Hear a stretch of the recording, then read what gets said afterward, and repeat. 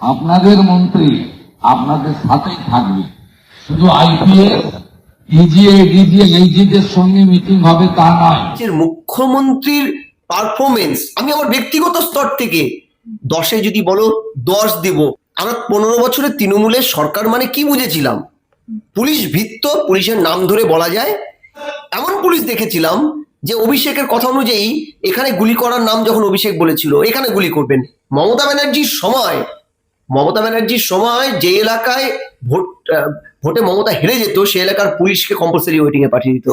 নিয়েছে মাননীয় শুভেন্দু অধিকারী মহাশয় ম্যানেজার, তিনি একাধারে পুলিশকে বলছেন যে আপনারা সৎ হন, পুলিশকে বলছেন জিরো টলারেন্স। এই প্রশাসনের আরেকটা বড় পার্ট আমলা এবং পুলিশকে বলছেন যে তোমাদের অভয় দিচ্ছি, তোমাদের এরপরে গুন্ডাদের হাতে মার খেয়ে টেবিলের তলায় লুকোতে হবে না। মাননীয় শুভেন্দু অধিকারী মহাশয় একটা নবদিগন্ত তৈরি করেছে পুলিশ প্রশাসনকে নিরপেক্ষ করে দিয়ে, যেটা মমতা ব্যানার্জি করেনি ক্ষমতায় এসে। প্রশাসন মানে ম্যানেজমেন্ট, দক্ষ প্রশাসক মানে গুড ম্যানেজার। এই পার্টটা বুঝতে হবে। আমরা সরকার মানে কি বুঝি? আমরা 15 বছরের তৃণমূলের সরকার মানে কি বুঝেছিলাম? চাকর ভিত্ত, জনগণ ভিত্ত, পুলিশ ভিত্ত, পুলিশের নাম ধরে বলা যায়। আর তৃণমূল ঘেঁষা কিছু সম্পূর্ণ অপেশাদারী police, contrast of the dedication. এরা মানে তাদের পেশাদারিত্বের প্রতি তাদের কোনো দায়বদ্ধতা নেই এমন পুলিশ দেখেছি। তাই শাসকের কাছে মন জুগাতে, বলো উপটোকন পেতে, প্রমোশন পেতে সেই পুলিশের ইভা থাপাকে আমরা দেখেছিলাম বাইট হ্যাপি, কামড়ে দিতে দেখেছিলাম। আবার এমন পুলিশ দেখেছিলাম যে অভিষেকের কথা অনুযায়ী এখানে গুলি করার নাম যখন অভিষেক বলেছিল এখানে গুলি করবেন, সম্পূর্ণ অগণতান্ত্রিক ভাবে পুলিশ তাই করেছিল। প্রফেশনালিজম ভুলে গিয়ে পুলিশ ভারতের জাতীয় পতাকা যারা জড়িয়ে নিয়ে আন্দোলন করছিল 500 শিক্ষক, তাদেরও লাইট অফ করে মেরেছিল। এমনকি আমরা এই পুলিশও দেখেছিলাম যে ধর্ষণের ইয়েতে প্রতিবাদ করতে গিয়ে গুলি করে মেরেছিল ঘরে ঢুকে ধর্ষিতার খুড়তুতো ভাইকে। অর্থাৎ প্রশাসন ম্যানেজারের ভূমিকা নিয়েছে। মাননীয় শুভেন্দু অধিকারী মহাশয় ম্যানেজার, তিনি একাধারে পুলিশকে বলছেন যে আপনারা সৎ হন, পুলিশকে বলছেন জিরো টলারেন্স দুর্নীতির বিরুদ্ধে, জিরো টলারেন্স ক্রিমিনাল। তিনি আজকেও বলছেন যে আপনাদের মন্ত্রী আপনাদের সাথেই থাকবে। হ্যাঁ, মনের ব্যথা, যন্ত্রণা, অভাব, অভিযোগ সব শোনা হবে। ঠিক মুখ্যমন্ত্রী বলছেন। এই যে একজন মুখ্যমন্ত্রী মানে একজন অভিভাবক। রাজ্যপাল সংবিধানের প্রধান হতে পারে, রাজ্যের স্টেট হেডটা হচ্ছে কে? মুখ্যমন্ত্রী। সংবিধান তাকে সর্বোচ্চ পদ দিয়েছে ইলেকট্রাল ডেমোক্রেসিতে। তিনি আমার তোমার প্রত্যেকে যারা তাকে ভোট দেয়নি তাদেরও মুখ্যমন্ত্রী। রাজ্যের পুলিশটি তারও মুখ্যমন্ত্রী। সেই পুলিশকে একদিকে যেমন তিনি বলছেন তোমরা সৎভাবে মানুষের জন্য কাজ করো, শাসকের তল্পিবাহক হবে না, তুমি অপরাধীদের রং দেখবে না, কে ডান বাম অতি বাম কে বিজেপি দেখবে না, তাই তো একাধারে বার্তা দিচ্ছে। আরেক ধারে তিনি প্রশাসনের মুখ্য মুখ হিসেবে এই প্রশাসনের আরেকটা বড় পার্ট আমলা এবং পুলিশকে বলছেন যে তোমাদের অভয় দিচ্ছি, তোমাদের এরপরে গুন্ডাদের হাতে মার খেয়ে টেবিলের তলায় লুকোতে হবে না। তোমাদের অভয় দিচ্ছি যে তোমাদের ভোট লুট না করার জন্য কম্পালসারি ওয়েটিং এর রাষ্ট্র পাঠাবে না। তোমাদের অভয় দিচ্ছি। তোমার মনে আছে যে মমতা ব্যানার্জির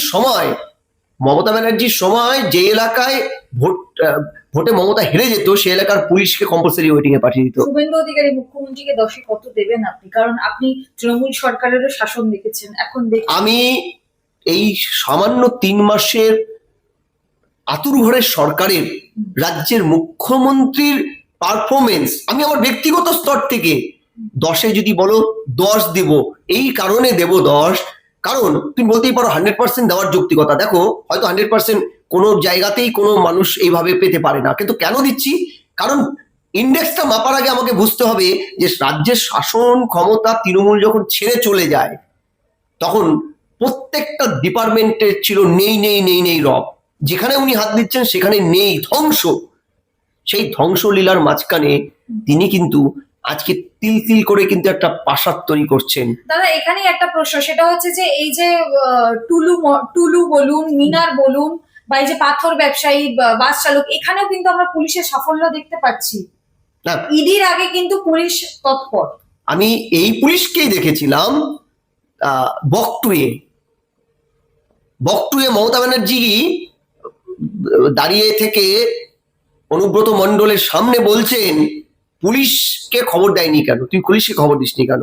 আমরা দেখেছিলাম যে ওই বকটুই 2 দুলিয়াখাকিতে পুলিশ নিষ্ক্রিয় ছিল, সাইফুদ্দিন মোল্লাকে হত্যা করে চলে গেল গ্রামে ঢুকে কারা।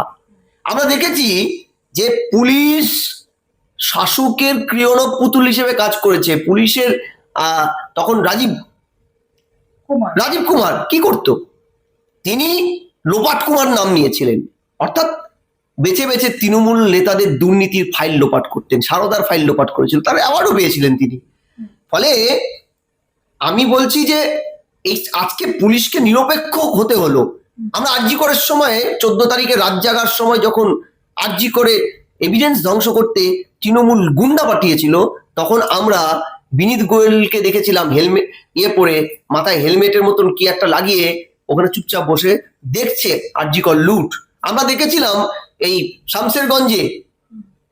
শামসেরগঞ্জের জাফরাবাদে যখন হরগোবিন্দ দাস চন্দন দাসকে কুপিয়ে কাটা হলো, পুলিশ গিয়ে দোকানে শাটার খুলে দিয়ে লুকিয়ে পড়েছিল, বলে লুকায়নি।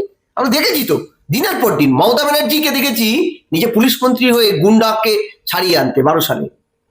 আজকে শুভেন্দু অধিকারী দক্ষ প্রশাসকের ভূমিকা নিয়ে আইনকে স্থিতাবস্থায় নিয়েছে, গুড গভর্নেন্স। একটা মাথায় রাখো, পুলিশ সম্পর্কে বলাই হয় সিআরপিসি, আইপিসি, সিআরপিসি, বিএনএস এর চাইতে বড় হচ্ছে পুলিশের ইন্টেনশন। তুমি যতই বড় বড় আইন আনো, পুলিশের যদি ইন্টেনশনটা ক্লিয়ার রাষ্ট্র বলে দেয় যে তুমি নিরপেক্ষ হবে, তুমি আমার দলের লোককে বাঁচাতে বাধ্য নও, তুমি স্বাধীনভাবে কাজ করো, তাহলে রাষ্ট্রে আর কোনো থাকবে না, দুর্নীতি থাকবে না, আর কোনো খুন হবে না, ধর্ষিতা হবে না কেউ। কিন্তু আমরা তৃণমূলের রাজত্বে কি দেখেছিলাম, প্রতি 1,00,000 জন পিছু পশ্চিমবঙ্গই একমাত্র রাজ্য যার 1,00,000 জন মানুষ পিছু পুলিশ ছিল সবচাইতে কম।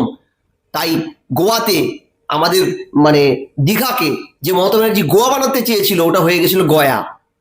ঠিক আছে, কারণ ওখানে টুরিস্টরা যেতে ভয় পেত, একটার পর একটা ধর্ষণ হচ্ছে, দার্জিলিং এ হচ্ছে, এন্টায়ার পশ্চিমবঙ্গে ধর্ষণের রাজধানীতে পরিণত হয়েছিল। ঠিক আছে, ফলে আজকে মাননীয় শুভেন্দু অধিকারী মহাশয় একটা নবদিগন্ত তৈরি করেছে পুলিশ প্রশাসনকে নিরপেক্ষ করে দিয়ে, যেটা মমতা ব্যানার্জি করেনি। ক্ষমতায় এসে পুলিশকে তিনি